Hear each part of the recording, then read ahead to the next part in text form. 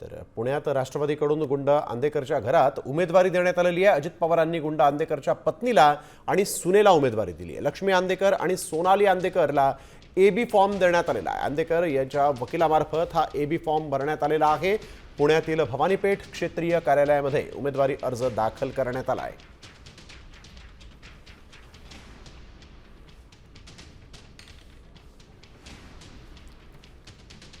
कुख्यात गुंड गजा मारणेची पत्नी जयश्री मारणे हिला देखील अजित पवार यांच्या गटाकडून निवडणुकीच्या रिंगणात उतरवण्यात आलेलं आहे।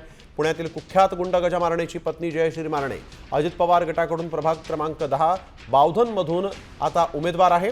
जयश्री मारणे अजित पवार गटाच्या अधिकृत उमेदवार झालेल्या आहेत। गुन्हेगारी मिटवा म्हणणाऱ्या अजित पवारांनी गजा मारणेच्या पत्नीला उमेदवारी दिल्यामुळे राजकीय वर्तुळात चर्चा सुरू झाली आहे। जयश्री मारणे यांनी उमेदवारी अर्ज भरलेला आहे। गुंड गजा मारणे ची पत्नी जयश्री मारणे राष्ट्रवादीची अधिकृत उमेदवार आहे।